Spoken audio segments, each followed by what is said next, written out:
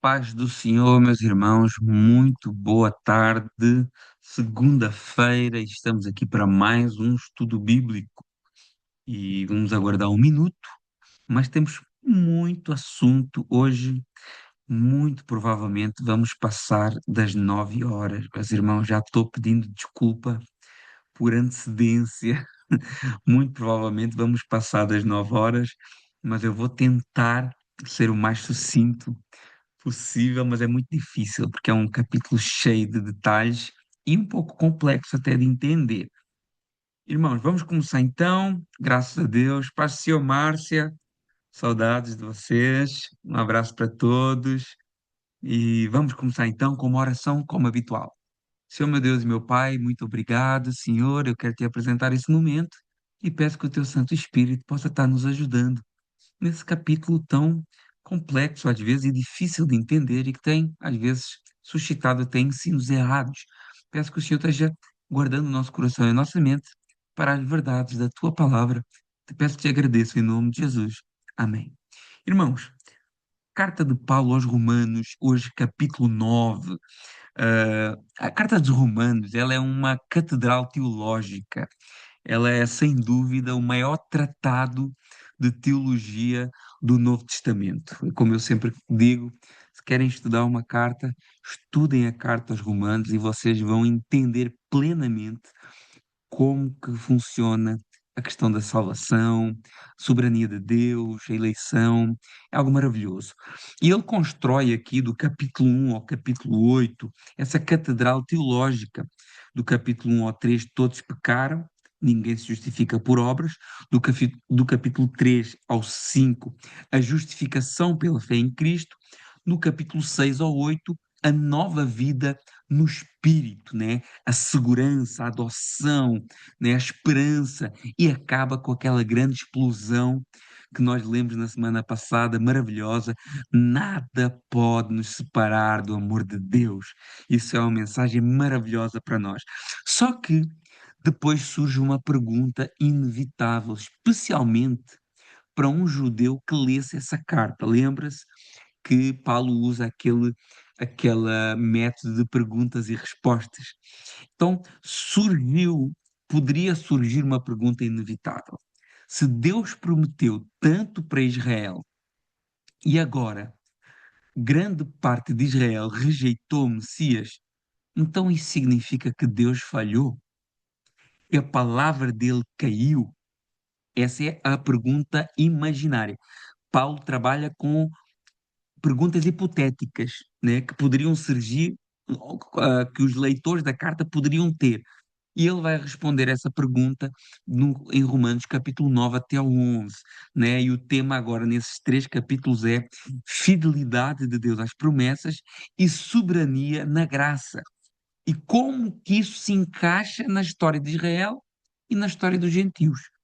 Romanos capítulo 9 é a teologia para defender que Deus é verdadeiramente justo e misericordioso, mesmo quando os caminhos dele nos ultrapassam. Lembrem-se daquilo que eu falei ontem na pregação. Nem sempre nós conseguimos explicar tudo de Deus. E agora vamos ao texto. Romanos capítulo 9. E ele começa esse Romanos capítulo 9 no verso 1, como alguém que está declarando toda a sua sinceridade. Ele diz no verso 1: tenha a Bíblia aberta, aponte, grife, para poder facilitar o seu estudo. E ele começa com o verso 1 com declarando toda a sua sinceridade. Ele diz assim: olha, digo a verdade em Cristo, eu não minto, dando-me testemunho a minha consciência no Espírito. Ele sabe que aquilo que ele vai dizer aqui pode ser mal interpretado. Ele sabe que aquilo que ele vai dizer agora, nesses próximos capítulos, não é de fácil entendimento. Ele sabe disso. E ele sabe que as pessoas podiam pensar assim: olha, Paulo não gosta de Israel. Paulo abandonou o povo. Paulo, ele se demarcou do judaísmo completamente, do povo judeu. E ele afirma: olha, a minha consciência, iluminada pelo Espírito, confirma aquilo que eu vou dizer. E ele diz assim: olha, é como se ele estivesse dizendo: olha, e aquilo que eu vou dizer eu não digo feliz, mas eu digo com pesar no coração. É como se ele dissesse assim: olha, quando eu aponto o pecado, eu não faço isso feliz. Quando eu repreendo o povo, eu não faço isso porque não o amo. Quando eu escrevo as minhas cartas duras, eu não faço isso com prazer. Paulo está aqui demonstrando, logo no primeiro verso desse capítulo 9, toda a sua humanidade, o seu amor e o seu zelo pelas pessoas. Porém, a palavra tem que ser pregada, doa quem doer. E como ele vai dizer coisas duras, ele começa dizendo que para ele também é duro ter que dizer o que ele vai dizer. A pessoa que repreende por amor não repreende nunca por prazer, com prazer, mas com temor, com um zelo profundo, né? E repare bem no que ele diz no verso 2: eu tenho grande tristeza e incessante dor no coração. Antes dele falar da eleição, da soberania de Deus, ele fala de dor. É como se ele falasse esse capítulo 9 de Romanos chorando, com dor, com tristeza, né? A verdade sobre a soberania divina não apaga as lágrimas por quem é deixado fora ou por quem está longe. Pelo contrário, isso deve produzir mais oração em nós, mais zelo, porque nós não podemos ter prazer naqueles que estão perdidos. Nós não podemos nos alegrar com a desgraça alheia, com pessoas que são rebeldes ao Evangelho, né? Mesmo que isso esteja dentro de um propósito de Deus, isso não pode apagar a nossa dor, porque o próprio Deus, ele diz lá em Ezequiel capítulo 18, verso 23, eu não tenho prazer na morte do perverso. Ele diz assim: por acaso tenho eu prazer na morte do perverso? Diz o Senhor. Não, ele responde: não. Eu desejo que ele se converta aos seus caminhos e viva. E o amor de Paulo, mesmo por um povo rebelde, refletia o Deus que ele servia, né? E este é o chamado para nós também, ah, sermos como Jesus, sermos como Deus, que sofreu também por aqueles que o rejeitaram. Quando ele olha para um jovem rico que amava mais o dinheiro que Jesus, e sabendo disso, a palavra diz que Jesus o amou, né? Porque se Deus não tem prazer na desgraça do pecador, como é que nós podemos ter? Está vendo? Ó, está vendo? Se lascou. Eu sabia. Não quer nada com Deus. Não quer orar, não quer ler Bíblia. Está vendo? É bem feito. Está sofrendo, é bem feito. Não. Isso não é atitude cristã. E Paulo olhava para os seus patrícios, né, para aqueles que eram do seu povo, e tinha dor incessante por eles. Mas não só dor, olha o nível de cuidado que Paulo tinha por esse povo, olha o nível de cuidado no verso 3, olha, porque eu mesmo desejaria ser amaldiçoado. Olha o que Paulo está falando, parece uma loucura. Eu desejaria ser amaldiçoado, ser anátema, separado de Cristo por amor de meus irmãos, meus compatriotas, segundo a carne. É uma linguagem fortíssima aqui de Paulo. Eu desejaria ser amaldiçoado. Ou seja, se eu pudesse perder os meus privilégios, ser rejeitado para que eles fossem salvos, eu abria mão. Olha o tamanho do zelo e amor que Paulo tinha pela nação de Israel.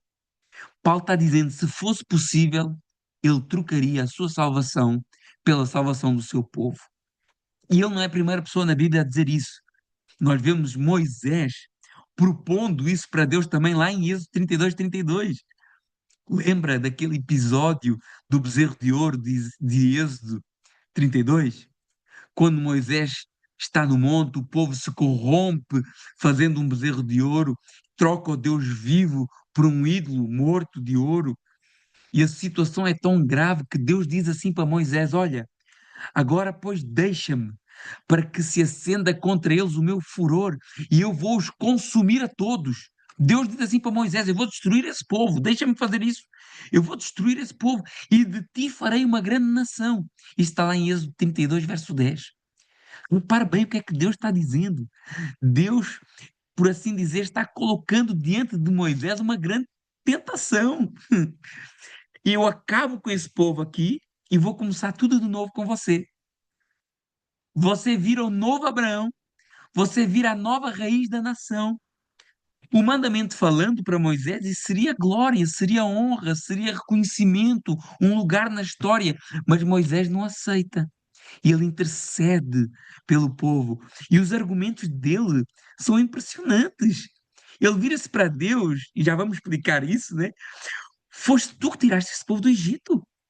O que é que os egípcios vão dizer? Tu vais matar esse povo aqui todo. O que é que os povos vão dizer que tiraste-os do Egito e podes matares aqui? Lembra-te, olha Moisés falando com Deus, né? Isso até é complexo. Lembra-te de Abraão, Isaque e Jacó, a quem prometeste, né? À primeira vista, parece que Moisés está convencendo Deus. Parece, à primeira vista, que Deus tinha se esquecido das suas promessas.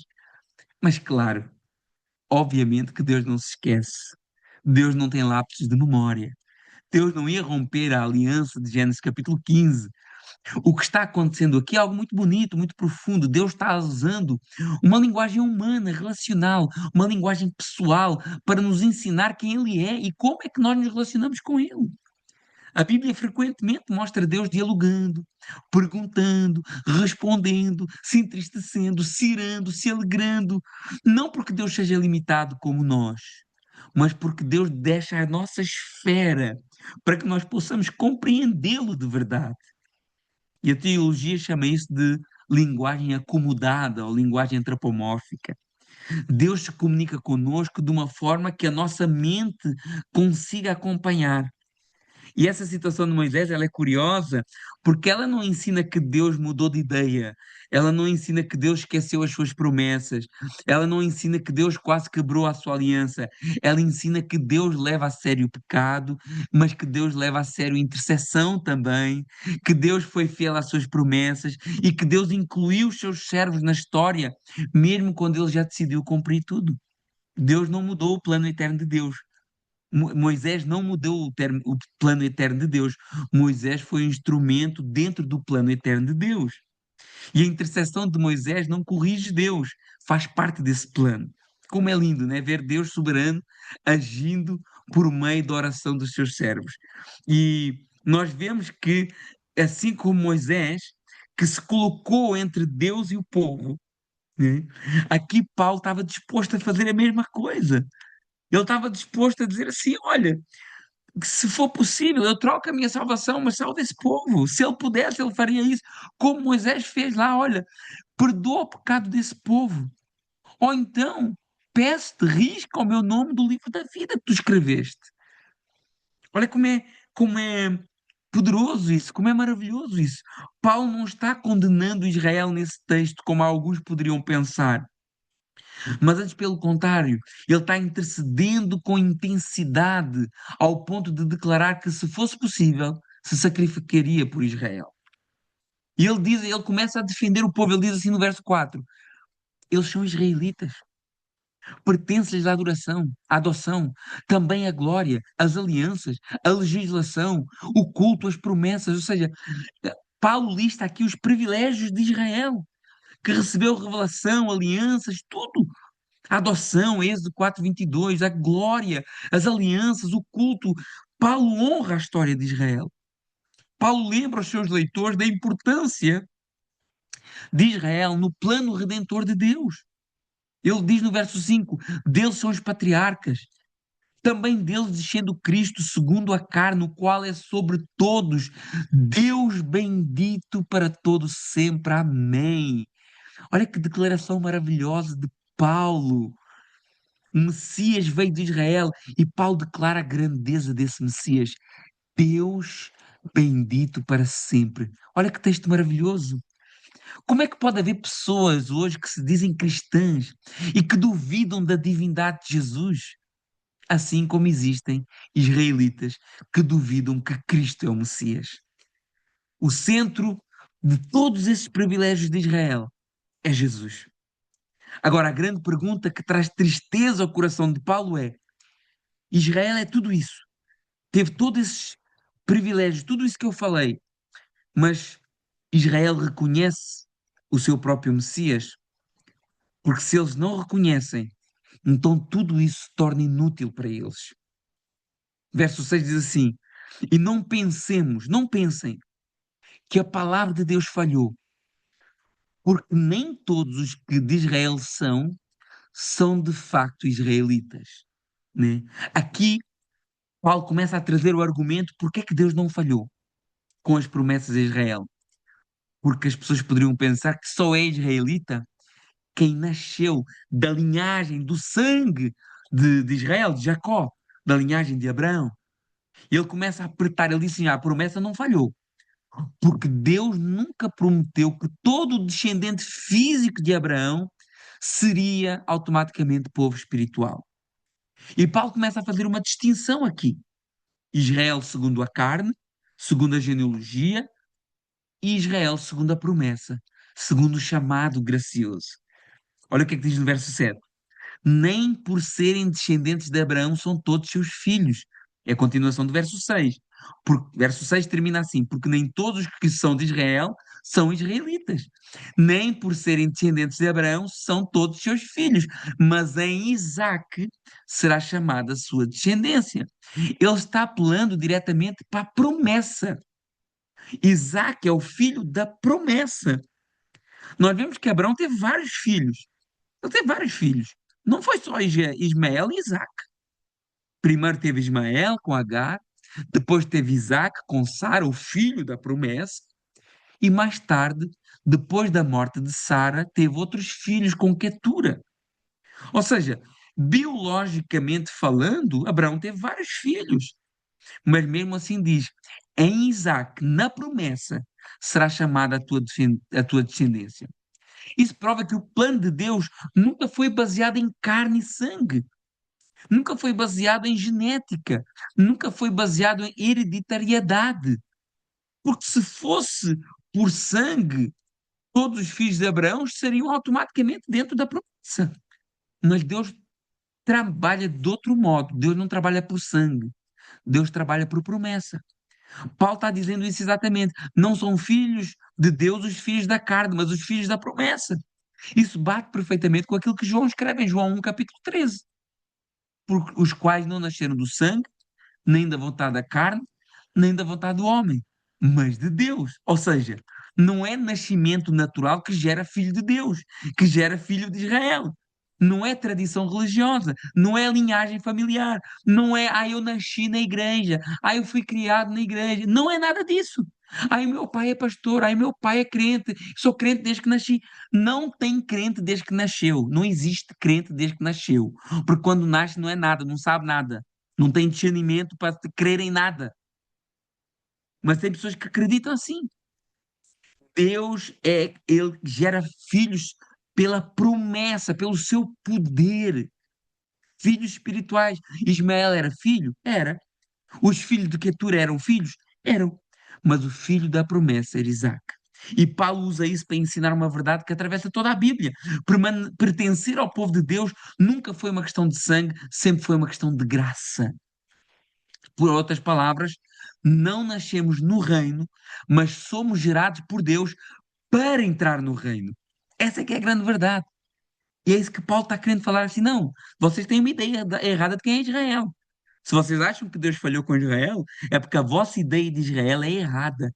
Verso 8. Isto é, estes filhos de Deus não são os da carne, mas devem ser os considerados filhos da promessa. A filiação do povo de Deus não é apenas biológica, cultural ou tradição. É o ato da graça de Deus baseado na promessa dele. Em ti serão benditas todas as nações da terra. Essa era a promessa. Paulo está defendendo uma tese e ela é clara aqui. Deus não falhou com Israel, mas nunca bastou ser filho de Abraão segundo a carne. Sempre foi necessário ser filho da promessa. E se a promessa dependesse de sangue, então Ismael estaria automaticamente dentro da promessa, os filhos de Quetura estariam automaticamente dentro da promessa, e todo judeu seria automaticamente salvo. Mas a Bíblia inteira mostra o contrário. Deus não constrói o povo por genética, e eu vou insistir, Deus constrói o seu povo por promessa. E é por isso que Paulo está defendendo essa fidelidade de Deus. As promessas não falharam, porque Deus nunca prometeu salvar todo o descendente físico de Abraão. O que Deus prometeu foi salvar os filhos da promessa. E verso 9 diz: porque a palavra da promessa é essa, em tempo virei. Aí ele começa a explicar essa eleição dele, que não depende de sangue, porque eu virei e Sara terá um filho. Isaac foi um milagre. Isaac nasceu por milagre. Não foi por mérito humano, não foi por força humana, foi por um milagre de Deus. Olha a improbabilidade. Para além da idade de Abraão, para além da idade de Sara, ele era estéril. Sara era estéril. Mas isso foi propositado para que não houvesse dúvidas de que era algo de Deus, algo milagroso, que Deus cumpriria a sua promessa por Ele mesmo. A salvação, isso podemos trazer para a salvação também, ela começa sempre por iniciativa divina e nunca pela potência do esforço humano. E diz assim, porque alguém podia dizer, tá bem, Sara, ok, mas aí teve, Sara era a mulher certa, né? Porque o Ismael não pode contar. Ok, que Deus não escolheu Ismael porque era filho da escrava, né? Deus escolheu Isaac porque era filho de Sara. Paulo traz um outro argumento no verso 10. Não somente, mas também Rebeca, ao conceber de um só nosso pai Isaac. Paulo não está contando só uma história aqui. Ele está fechando todas as brechas possíveis do argumento humano.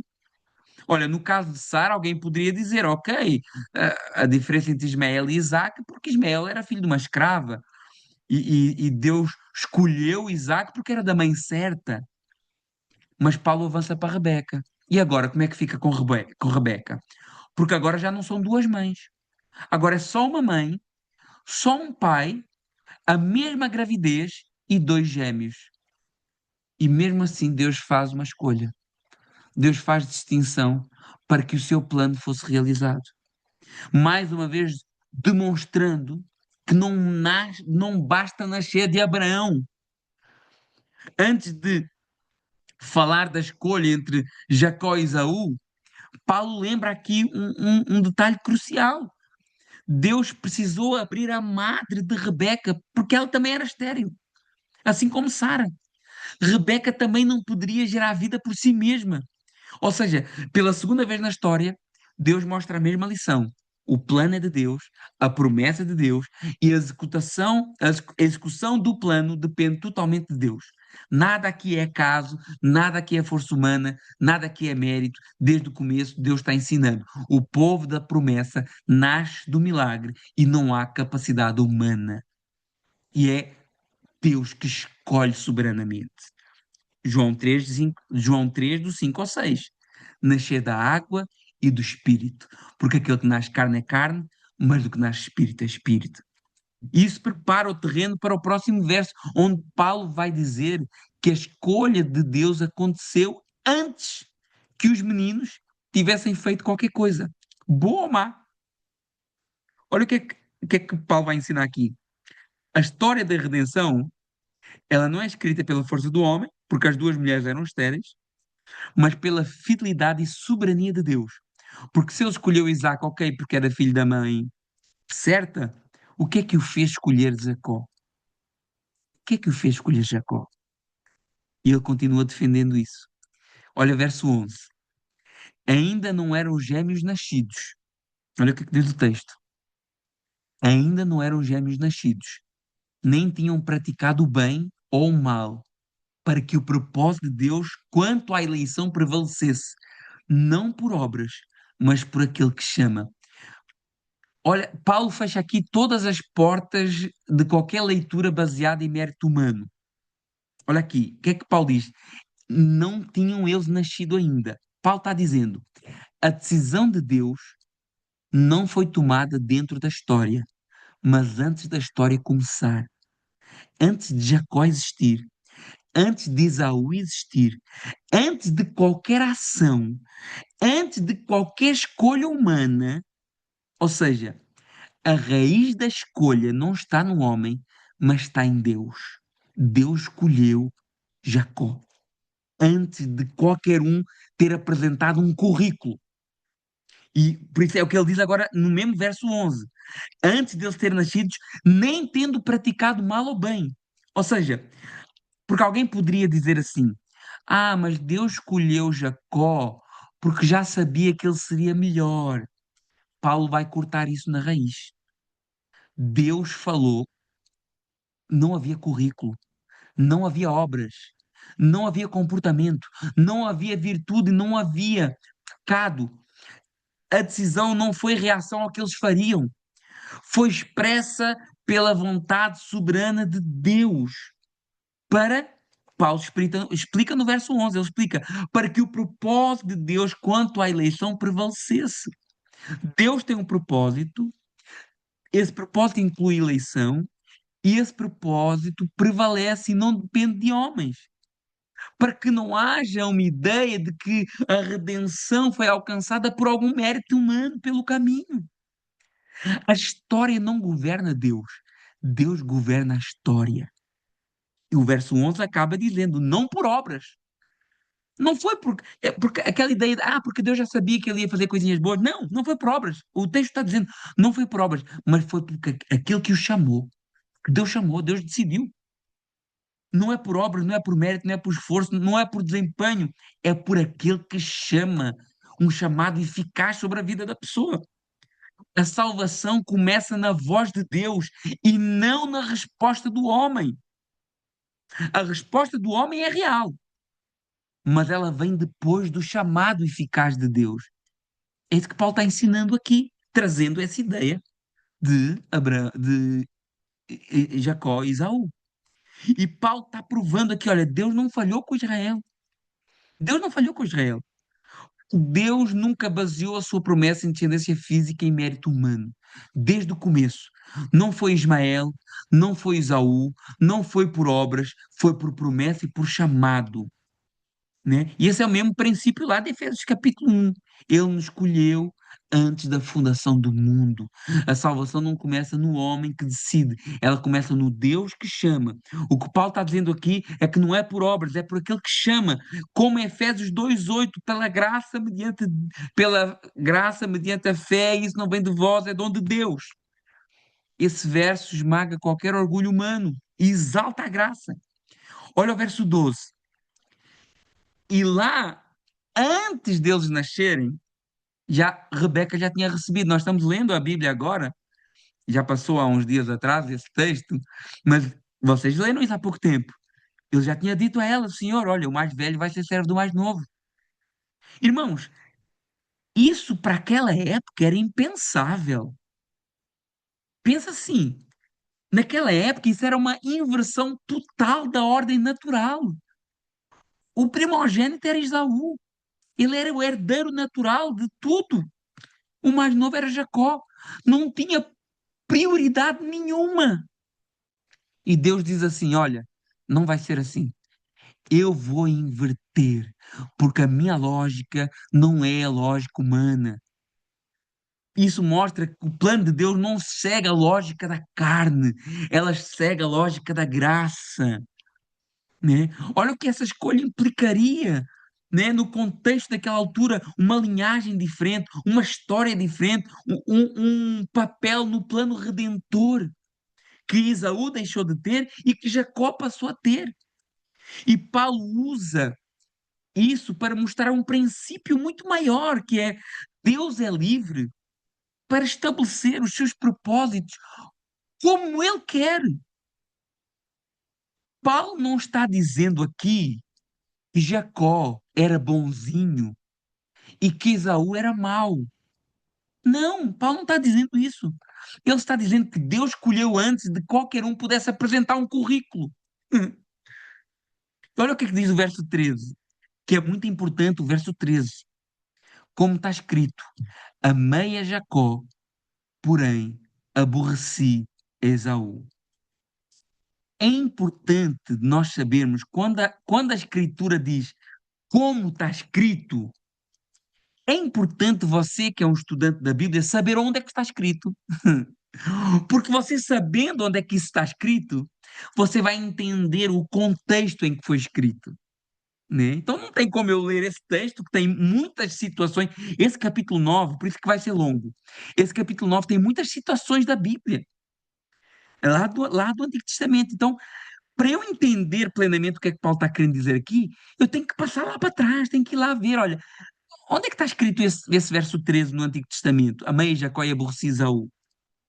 Porque eu não lembro isso lá em Gênesis, né? Paulo está citando Malaquias 1, verso 2 e 3. Então, isso é a primeira coisa importantíssima, primeira para entender. Paulo não está inventando aqui uma ideia nova, ele está mostrando que isso já estava nas Escrituras.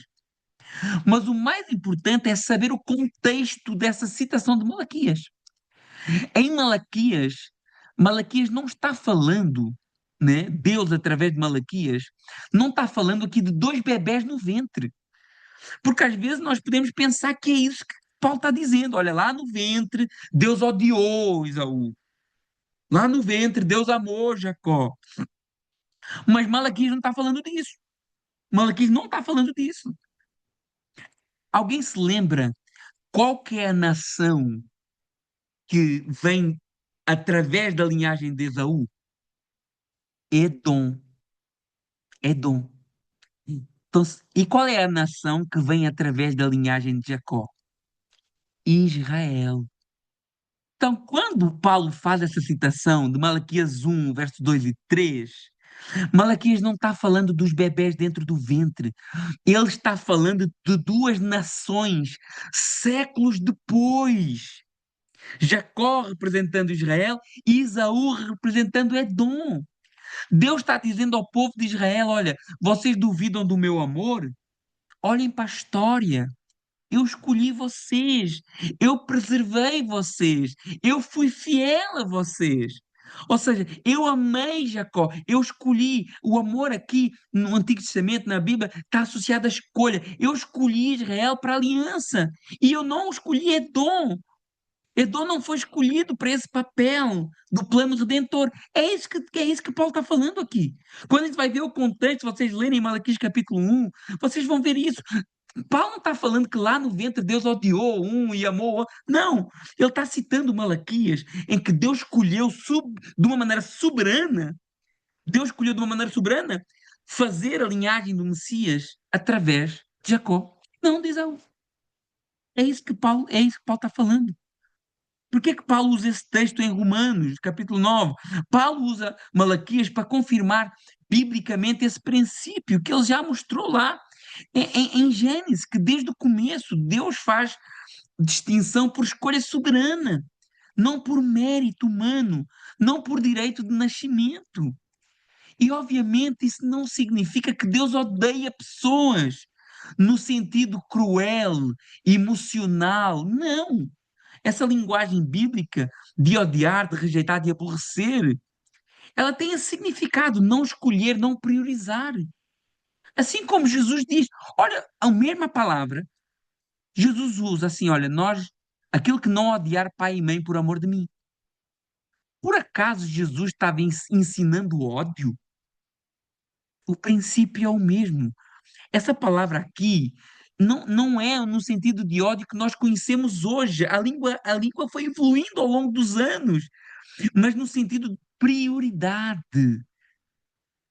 Jesus diz assim: olha, aquele que não odiar pai e mãe por amor de mim, e ele está falando assim: olha, irmãos, a sua própria vida, ah, e aquele que não pegar a minha cruz a cada dia e me seguir não é digno de mim. É isso que Paulo está falando. Malaquias não está falando de sentimentos, está falando de eleição, da aliança, de redenção, de história. E Paulo usa esse texto para provar. Deus sempre conduziu a história da salvação por sua escolha soberana. Escolheu Jacó, não escolheu Esaú. Agora, verso 14. Que diremos, pois, então? Existe uma injustiça da parte de Deus? Deus foi injusto, né? Porque se ele escolheu os filhos da promessa, não escolheu todos aqueles que eram filhos de Abraão, ele é justo, que aquilo é soberano e ele governa tudo, então foi tudo feito por sua decisão, e então ele é injusto em julgar, até. Paulo prevê essa pergunta, que alguns leitores poderiam fazer, isso é injusto. Deus tinha que ter escolhido Esaú, porque ele era o primogênito. Deus tinha que ter escolhido Esaú, porque ele era o primeiro. Então, existe injustiça da parte de Deus em condenar Edom, em condenar Esaú, se ele não for fiel, se ele não for fiel. E ele responde, não. Olha o que é que diz verso 15. Paulo diz, de maneira nenhuma. Pois ele diz a Moisés, terei misericórdia de quem me aprove ter misericórdia e vou-me compadecer de quem me aprove ter compaixão. Esse é o texto da mesma história lá do bezerro de ouro, né? Aqui agora no capítulo 33. Logo depois do episódio do bezerro de ouro. Israel ali, com o bezerro de ouro, ele quebrou a aliança, ele merecia juízo, ele provocou a ira de Deus, né? Se Deus tratasse o povo apenas com justiça, Israel ali tinha sido fulminado. O facto de Israel continuar existindo até ao dia de hoje já é um ato de misericórdia de Deus. E é nesse contexto que Deus diz a Moisés. Estão a ver como é importante a gente ir ao texto, para onde é que Paulo está buscando referência, para entendermos bem. É nesse contexto que Deus diz a Moisés: eu vou ter misericórdia de quem eu tiver misericórdia. Ou seja, ninguém ali tinha direito à misericórdia depois do bezerro de ouro, porque misericórdia não é obrigação. Misericórdia é liberdade de Deus. Se Deus fosse obrigado a mostrar misericórdia, deixaria de ser misericórdia e viraria salário, viraria dívida, viraria direito adquirido. Mas misericórdia, por definição, é favor imerecido. O que Paulo está provando com isto, ele está respondendo ao verso 14. Existe injustiça da parte de Deus? A resposta é não, porque Deus não deve salvação para ninguém. Se ele salva, é graça, e se ele julga, é justiça. Essa é que é a grande verdade. Deus não deve salvação para ninguém. Todos nós temos o caminho nosso de condenação, mas pela graça do Senhor, Ele nos dá o acesso à salvação pela sua misericórdia. Então, se Deus julgar Edom, se Deus julgar Esaú, se Deus julgar os próprios israelitas hoje, Ele está sendo justo. Se Deus nos julgasse a nós, Ele seria justo, porque o que nós merecíamos mesmo era julgamento. Mas foi-nos dado um favor imerecido, uma misericórdia nos foi exercida, e eu ajo com misericórdia se eu quiser, ninguém me obriga a agir com misericórdia, é a mesma coisa com Deus, né? Isso não faz um Deus arbitrário, não, porque o mesmo Deus diz assim, olha, eu não tenho prazer na morte do ímpio, o mesmo Deus diz assim, convertei-vos e vivei. O mesmo Deus diz assim: eu sou longânimo, eu tenho grande misericórdia. Ou seja, Deus é livre de usar a sua misericórdia, ele não é obrigado, ele é livre de usar e ele tem prazer em usar. Ele tem prazer em usar dessa liberdade que ele tem. Nós temos que entender que misericórdia não é algo que Deus nos deve, é algo que Deus nos dá graciosamente. Olha o verso 16. Paulo está reforçando esta ideia. Assim, pois, não depende de quem quer. Não depende de quem quer. Eu quero misericórdia, mas não depende de mim. Eu posso clamar por misericórdia, mas não depende de mim. Não depende de quem quer ou de quem corre. Eu posso me esforçar para ter misericórdia. Mas não depende disso. Não depende de quem quer, não depende de quem corre, mas de usar Deus a sua misericórdia. Paulo começa assim, pois assim, o verso 6 começa, pois assim. Isso quer dizer, diante de tudo que eu acabei de mostrar para vocês, a conclusão é essa: que a misericórdia não depende de quem crê, não depende de vontade humana, não depende de esforço humano, desempenho, obras, disciplina religiosa. Paulo não está dizendo que não existe vontade humana. Paulo não está dizendo que não existe esforço cristão. Atenção, porque às vezes nós deturpamos o texto para dizer coisas que o texto não diz. Paulo não está dizendo que não existe vontade humana, Paulo não está dizendo que não existe esforço cristão. O que ele está dizendo é que esse vontade humana e esforço cristão não são a raiz da salvação. É isso que Paulo está afirmando. Mas Deus que usa a misericórdia, a causa final e a raiz é a misericórdia e a vontade de Deus. Não é decisão humana, não é força de vontade. Isso nega a responsabilidade humana? Não, não nega a responsabilidade humana, apenas diz que nós não conseguimos alcançar por esforço humano, mas não diz que nós não temos responsabilidade. A Bíblia manda crer, a Bíblia manda arrepender, a Bíblia manda buscar, a Bíblia manda perseverar. Então, Romanos capítulo 9, verso 16, que nós lemos, não está falando da origem, não, desculpem, está falando da origem da salvação e não do processo da salvação. O homem responde com perseverança, o homem responde buscando, mas quem inicia, quem sustenta e quem garante a salvação é Deus. É isso que Paulo está falando aqui. E ele vai continuando demonstrando a soberania de Deus, até aqui na capacidade de eleição, elegendo Jacó, e não elegendo Esaú, porque é assim que o texto se lê. Depois ele fala de Deus sendo livre de exercer sua misericórdia, e no verso 17 ele mostra mais da sua soberania, porque a Escritura diz a Faraó: para isso te levantei, para mostrar em ti o meu poder, para que o meu nome seja anunciado por toda a terra.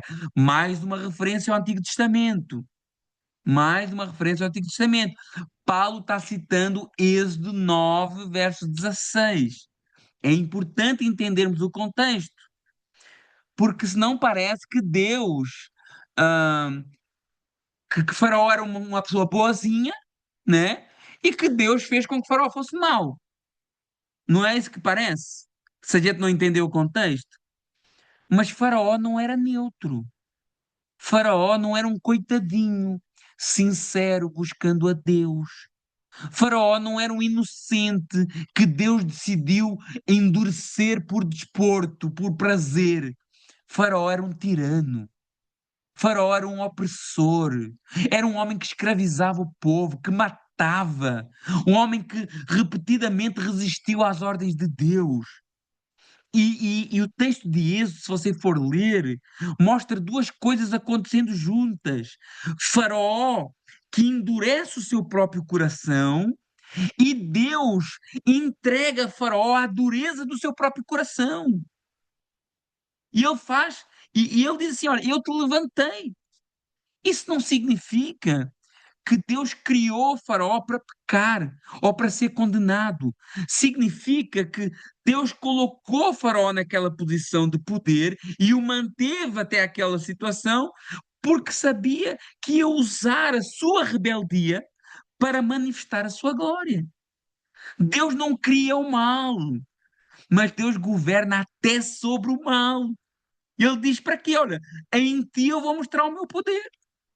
O poder de Deus se manifesta, libertando Israel, julgando a opressão do Egito, mostrando que nenhum rei da terra é maior que Deus.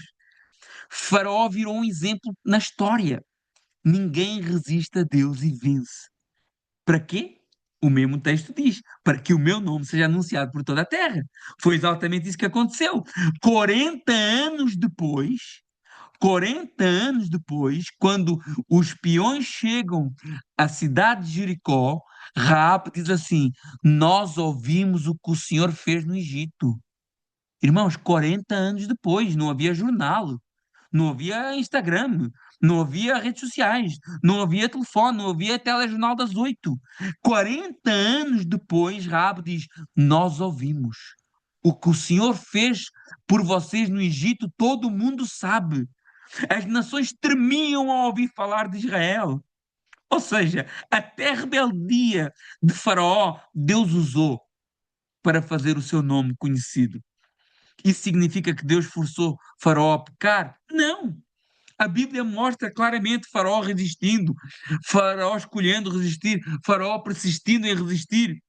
E Deus, em juízo, os entregou, como diz lá em Romanos capítulo 1. Deus entrega ao homem aos seus desejos do seu próprio coração. Deus não cria o pecado no coração do homem. Ele usa o pecado que o homem tem para cumprir os seus próprios propósitos. Paulo não está dizendo que Deus criou pessoas para condenar. O que ele está dizendo é que Deus é soberano até sobre reis rebeldes e que ninguém consegue frustrar o seu plano. Romanos capítulo 9, verso 17 ensina que Deus governa a história, que Deus governa poderosos, que Deus governa até sobre a rebeldia humana e que mesmo assim o homem continua responsável pelos seus pecados. Verso 18. Logo, tem ele misericórdia de quem quer ter e também endurece quem lhe apraz. Concluindo, ou seja, logo, verso 18, ele concluindo logo duas ações diferentes de Deus. Fala no verso 18. Deus tem misericórdia e Deus endurece também. Deus entrega as pessoas às suas vontades. E elas não funcionam do mesmo jeito. Misericórdia é Deus agindo ativamente para salvar. É Deus derramando graça. É Deus derramando favor imerecido. Endurecimento, a Bíblia demonstra normalmente Deus entregando as pessoas no caminho que elas já escolheram. É juízo. É Deus retirando os freios, é Deus retirando as restrições, é Deus retirando a luz. Irmãos, Deus não precisa de colocar maldade no coração de ninguém. O coração humano já é caído o suficiente. Deus agora é soberano, tanto para salvar graciosamente, quanto para julgar justamente. E ninguém pode obrigar Deus a ser misericordioso. E ninguém pode acusar Deus de injustiça quando ele julga. Verso 19. Tu, porém, me dirás, de que se queixa ele ainda? Pois quem jamais resistiu à sua vontade? O que a pessoa está implicando aqui, uma nova pergunta hipotética, é: se Deus é soberano, então o homem não é responsável. Se Deus governa tudo, ninguém pode ser culpado. Parece lógico na nossa cabeça, mas não é bíblico. Porque Deus, a Bíblia sempre mantém essas duas verdades juntas. Sempre mantém. A Bíblia sempre afirma ao mesmo tempo Deus soberano e homem responsável. A Bíblia nunca resolve essa tensão eliminando um dos lados. Por exemplo, José diz aos seus irmãos, lá o José do Egito: vocês intentaram mal contra mim, mas Deus o tornou em bem. Então, nós vemos aqui vontade humana, soberania divina. Atos capítulo 2, Pedro pregando. Ele diz: Jesus foi entregue pelo determinado desígnio de Deus e vocês o mataram. Mais uma vez, soberania divina, responsabilidade humana. Às vezes nós temos dificuldade em enxergar isso, mas imagina uma moeda com duas faces. Quando você está olhando para uma, não consegue ver a outra. Quando está olhando para a outra, não consegue ver a uma. É assim que funciona. O plano de Deus não anula a culpa humana. A culpa humana não frustra o plano de Deus.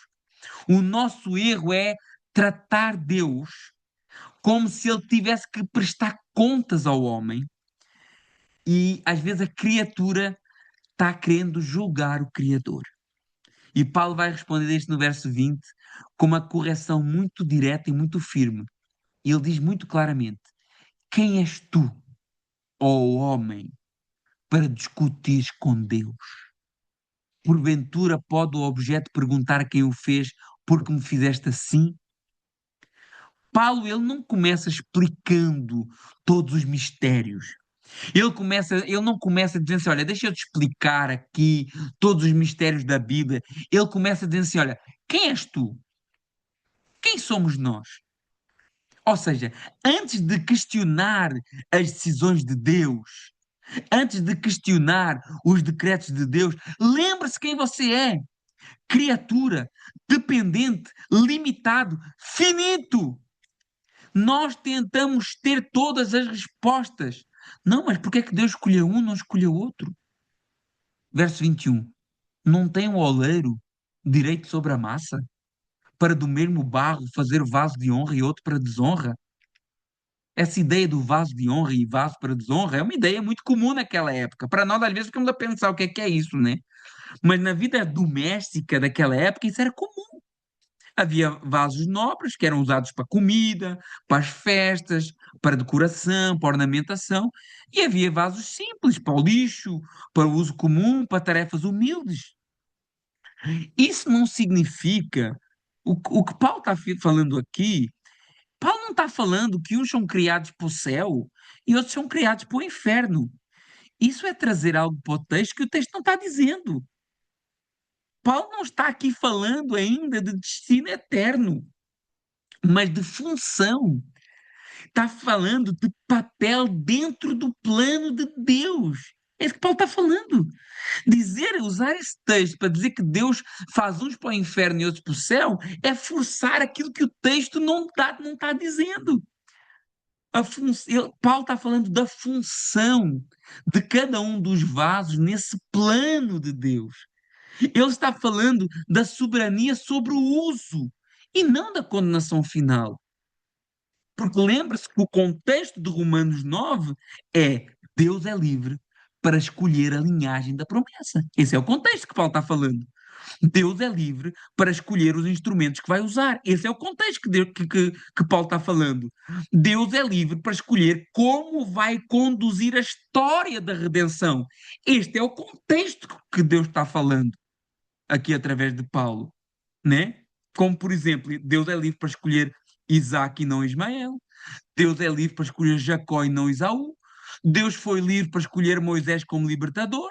Deus foi livre para usar Faraó como instrumento de juízo e demonstrar o seu poder. O oleiro não deve nada para o barro. Deus, mesmo que Deus tivesse a falar de salvação, que Paulo tivesse a falar de salvação aqui, Deus não deve salvação para ninguém. Se ele usa alguém de forma honrosa, é graça. Se ele usa alguém de forma humilde, ou até mesmo como instrumento de juízo, ainda assim ele continua sendo justo. Deus não pede permissão à criação para governar a própria criação. Deus tem autoridade sobre toda a criação. Porque pensamos assim: quantas pessoas que entraram no plano de redenção que são de nações que Deus condenou? Tem algumas. Raab é uma delas. Ruth é uma delas, né? Então, o Paulo está aqui dizendo, está falando da eleição, da escolha, do caminho para a salvação, porque a defesa aqui é Deus errou com Israel, Deus falhou com Israel, esse é o tema do texto. Não está a falar aqui de salvação final, de predestinação fatalista, nada disso. Olha o verso 22. Que diremos, pois? Querendo Deus mostrar a sua ira e dar a conhecer o seu poder, suportou com muita longanimidade vasos de ira preparados para a perdição. Repara nesse texto aqui que é muito importante e na gramática dele. Repara a primeira coisa que Paulo destaca: suportou com longanimidade. Antes de falar de juízo, Paulo fala de longanimidade, de paciência. Paulo fala de tolerância. Paulo fala de demora em julgar. Isso já destrói aquela caricatura que Deus é apressado para condenar esse povo. Não. Quem são os vasos de ira? São pessoas que resistiram na rebeldia, que rejeitaram a verdade e que endureceram o seu coração. Mas mesmo assim, o texto diz que Deus os suportou. Mesmo assim, Deus foi longânimo. Ou seja, Deus aguentou, Deus esperou, Deus tolerou, Deus deu tempo. Isso bate perfeitamente com aquilo que a Bíblia diz sobre Deus, que Deus não tem prazer na morte do ímpio, que o Senhor é longânimo, não querendo que ninguém pereça, mas que todos cheguem ao conhecimento da verdade. E repare bem no detalhe gramatical importante: vasos preparados para a perdição. O texto não diz diretamente que Deus os preparou para a perdição. Ele diz preparados de forma passiva. Ou seja, o foco não é Deus criando pessoas para condenar. O foco é pessoas que, pelo caminho de pecado, se tornaram aptas para a perdição. Enquanto isso, Deus os suporta com longanimidade. Compara o verso 22 com o verso 23. Porque o verso 22 diz assim: vasos de ira preparados para destruição. Passivo, sem dizer quem preparou. E o verso 23 diz: vaso de misericórdia que ele mesmo preparou de antemão para a glória. ativo. Deus é o sujeito aqui. Então, isso teologicamente é gigantesco, porque Deus é ativamente o autor da salvação e o homem é o responsável pela sua perdição. É isso que o texto está falando. E ele diz no verso 24: e nós somos esses que refletem a glória, graças a Deus. Nós somos quais, os quais somos nós, verso 24, a quem também chamou, não só dentre judeus, mas também dentre gentios. Isso fecha esse problema original de Romanos 9. Lembra da pergunta que começou tudo? Israel rejeitou o Messias, então Deus falhou. Paulo está dizendo, Deus não falhou, porque a promessa não era para os filhos de sangue de Abraão, mas para todos os filhos da promessa, todos os filhos espirituais. Gálatas 3:29. Se sois de Cristo, também sois descendentes de Abraão e herdeiros segundo a promessa. A própria carta a Romanos, capítulo 2, verso 28 e 29, fala sobre isso. Porque não é judeu quem o é exteriormente, nem circuncidado, a que somente é na carne. Porém, judeu é aquele que é interiormente, e circuncisão é aquela do coração no espírito. Deus não falhou com Israel. Deus está formando um novo povo, o seu povo pela chamada da graça, formado de judeus e gentios. Povo de Deus não definido por etnia, não definido por sangue, não definido por tradição, mas definido por um chamado de Deus, aos quais também chamou. O povo de Deus não é definido por quem nasceu, mas quem nasceu dentro do povo, mas para quem foi chamado para pertencer a esse povo. Verso 25, mais uma citação ao Antigo Testamento. Assim também diz Oseias: chamarei povo meu ao que não era povo meu, e amada à que não era amada. Voltando ao contexto de Oseias para a gente entender. Oseias, em Oseias, Deus está falando de Israel infiel, de um povo que quebrou a aliança, de um povo que merecia juízo. E Deus mandou o profeta dar nomes simbólicos aos seus filhos, né? Um filho chamava-se Não Meu Povo, e outro chamava-se Sem Misericórdia. E os filhos do profeta representavam o estado moral e espiritual de Israel. Mas depois Deus promete algo espantoso para o profeta. Aqueles que não eram meu povo, aquele que chamava não meu povo, vai ser chamado meu povo, né? E Paulo usa esse texto aqui para mostrar aqueles que não eram povo, que não eram da descendência de Abraão, esses vão ser meu povo. E ele é livre para formar o seu novo povo pela graça. Quem ele quiser, inclusive dentre os gentios. Verso 26. E em lugar que lhes disse, vós não sois meu povo, ali mesmo serão chamados filhos de Deus. Novamente uma citação a Oseias, né? Ele diz, lá em Oseias ele já falava que os gentios seriam chamados filhos de Deus.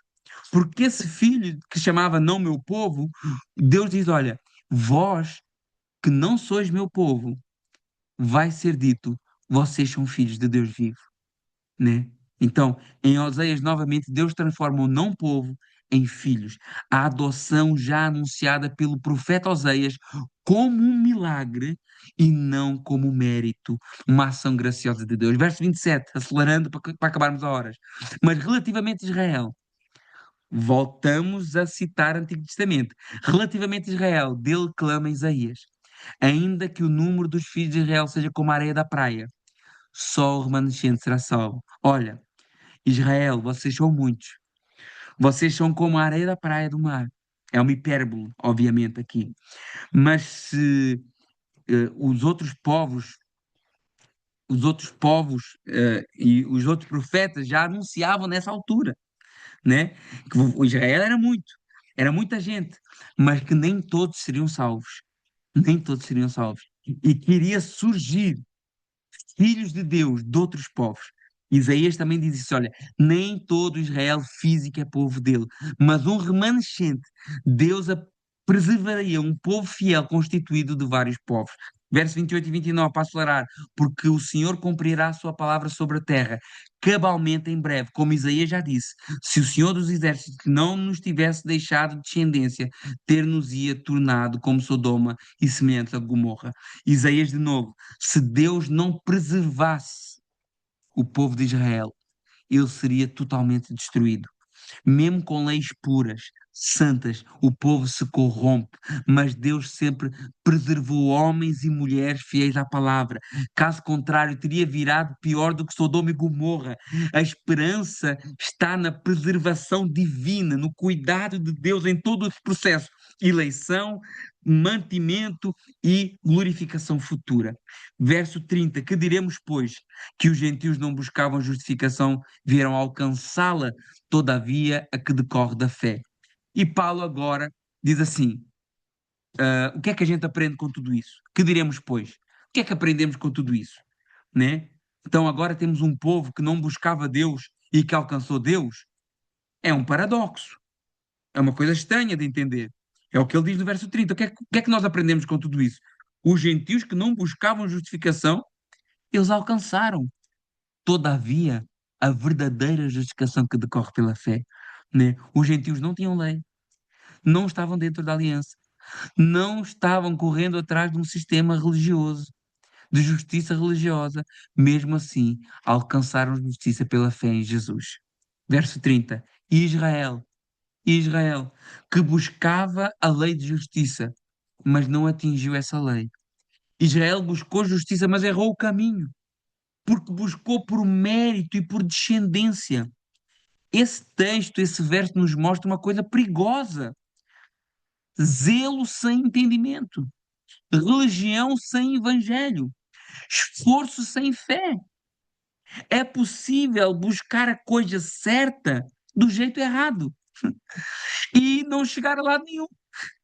É o que o rei de Israel tinha um caminho, mas a certa altura não reconheceu esse caminho e buscou da maneira errada. Não basta querer ser justo. É preciso aceitar a justiça do jeito que Deus oferece pelo seu Filho amado Jesus. É possível estar muito perto da verdade e ainda assim perder o alvo. Porque o problema não era o alvo, a justiça. O problema era o caminho que eles estavam percorrendo, as obras, em vez da fé em Jesus. Verso 32. Porquê? Porquê é que eles não alcançaram essa justiça? Porquê é que os gentios alcançaram a justiça e muitos de Israel não alcançaram a justiça? Porque os gentios, eles buscaram pela fé em Cristo Jesus. E os de Israel, diz aqui, porquê? Verso 32, porque não decorreu da fé, mas sim das obras.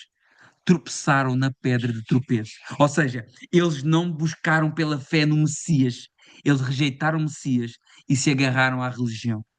O problema não é amar a lei. O problema é usar a lei como escada para merecer Deus. A lei revela o pecado e aponta para Cristo. Não é degrau nem caminho para a autojustificação. Verso 33 para terminar. Como está escrito: Eis que eu ponho em Sião uma pedra de tropeço e rocha de escândalo, e aquele que nela crê não será confundido. Cristo é essa pedra. Quem crê, para quem crê, é fundamento firme para a salvação. Para quem rejeita, é tropeço e queda. O capítulo termina com Cristo e fé. A soberania de Deus não elimina o chamado. O chamado continua sendo: crê no Senhor Jesus e será salvo tu e toda a tua casa. Essa continua sendo, esse continua sendo o chamado, o evangelho, sabendo que Deus é soberano em todos os momentos desse chamado. Resumindo, para terminar, Romanos 9, Deus não falhou a promessa com Israel. Desde sempre Deus salva por promessa e misericórdia. Preserva um remanescente e abre a porta pela fé para judeus e também para gentios. E a pedra final que fundamenta toda essa história é Cristo. E durante essa história, Deus é soberano para escolher os caminhos pelos quais ele quis fazer todo esse plano até à cruz. Irmãos, Deus abençoe. Ah, eu tive que acelerar um pouquinho, mas pelo menos conseguimos acabar às 21. Mas é um texto complexo, meus irmãos. É um texto complexo. Leia Romanos 9. Eu vou depois fazer o resumo aqui. Se tiver a oportunidade de rever o estudo, porque é realmente um tema complexo que fala sobre a soberania de Deus. Mas atenção, esse texto não está falando de soberania para a salvação, está falando de soberania para o caminho que o plano iria percorrer, ok? E depois vamos continuar falando no capítulo 10 e no capítulo 11 sobre isso. Um grande abraço a todos. Não sei se alguém quer fazer alguma pergunta, alguma observação ao texto. Eu sei que não é de fácil entendimento. Se quiserem, podem fazer. Se não, vamos orar e vamos terminar. Só ver quem é que está aqui conosco. Aqui os irmãos, Carmen Daniela, é a Daniela, né?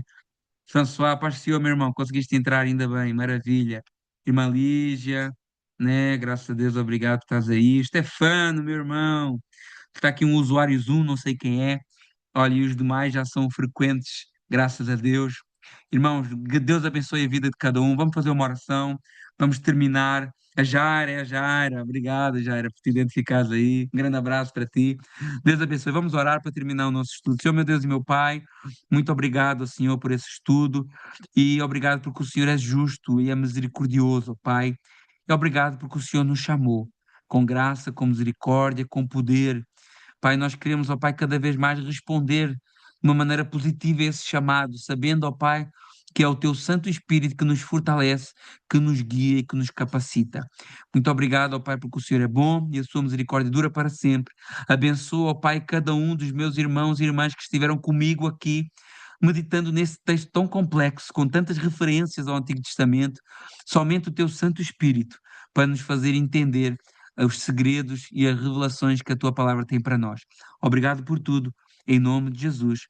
Amém. Irmãos, Deus abençoe a todos, um grande abraço e até à próxima.